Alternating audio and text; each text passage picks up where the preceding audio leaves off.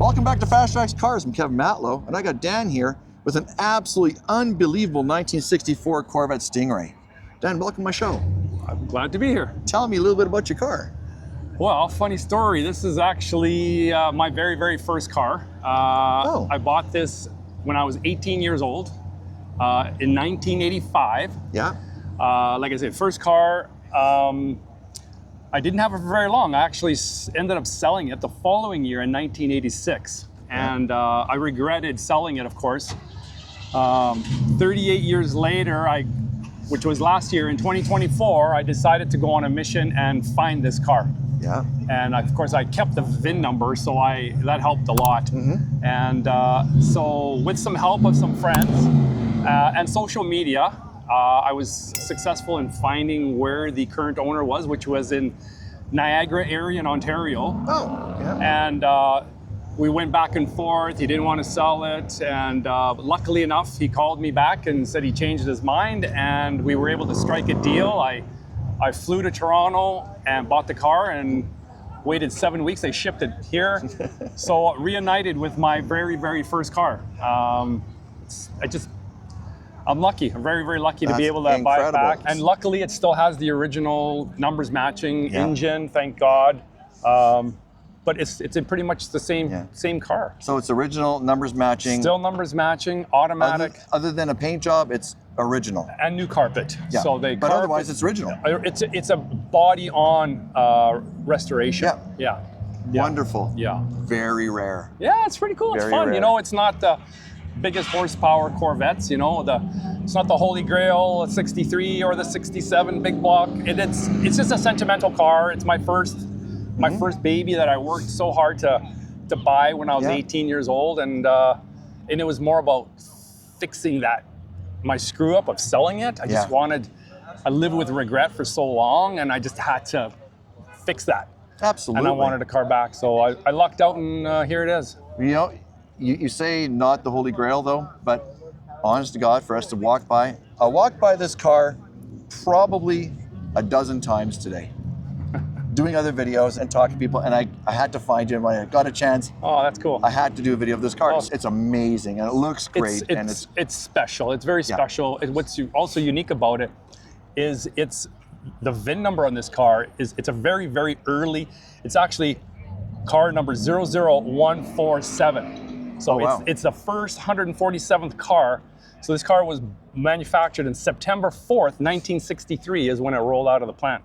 Wow. Yes. So very, very early, which the hubcaps will tell you if you know 64s. Yep.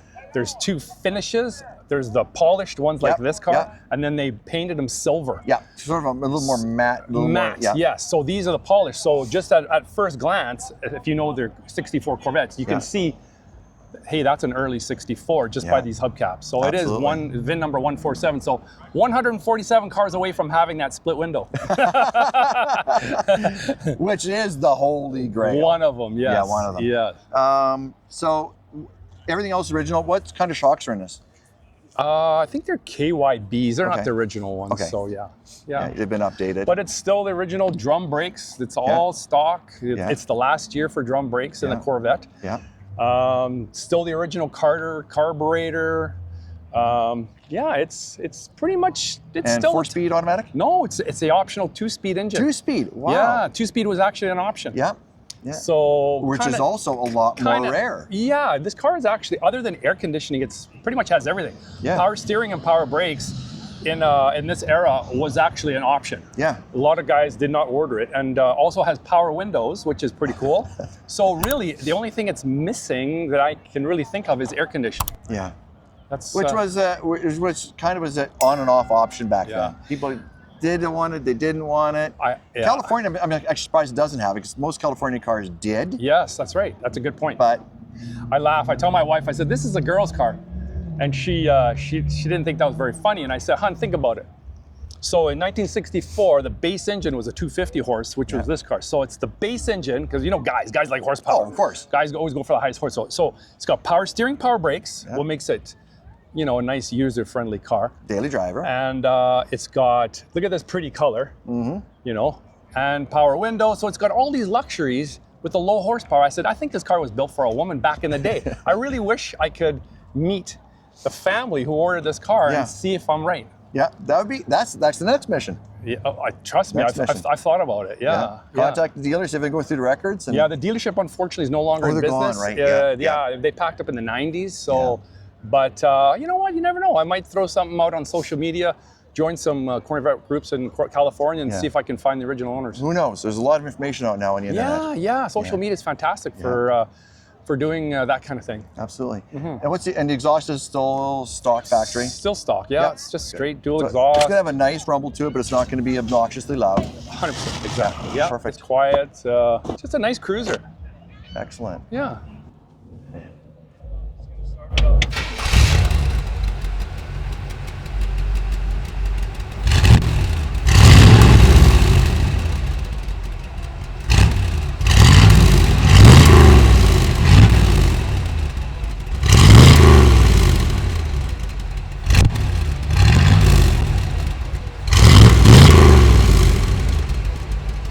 I've had a few of these C2s. I've had a 66 before this, convertible.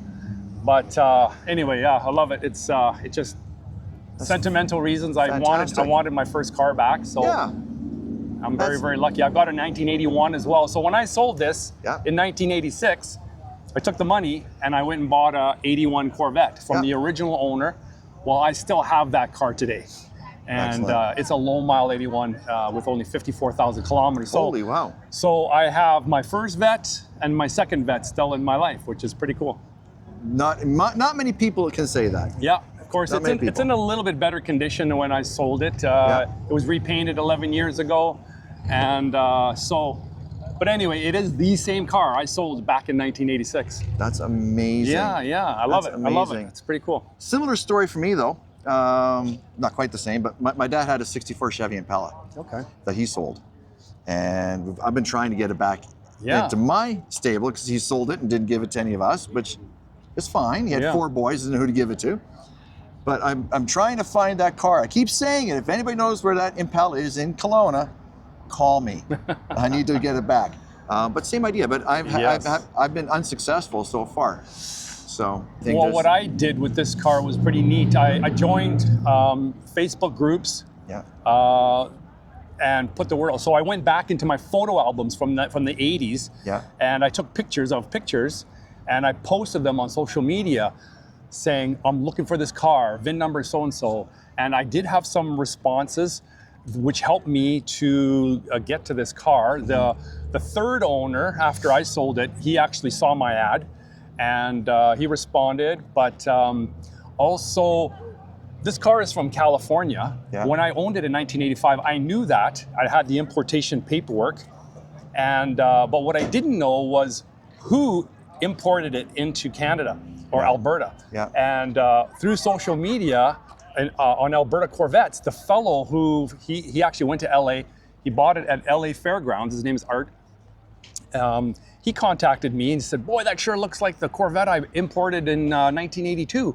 And I sold it to Randy.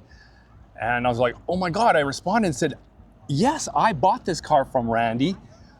So nice. So I ended up meeting him. I went to his house last year. I drove the car there to show him, like, this is the car you brought up from California. So, which is so neat. And then I went a little bit further. I ordered what's called a shipping data report on NCRS, which is the National Corvette Resource Society.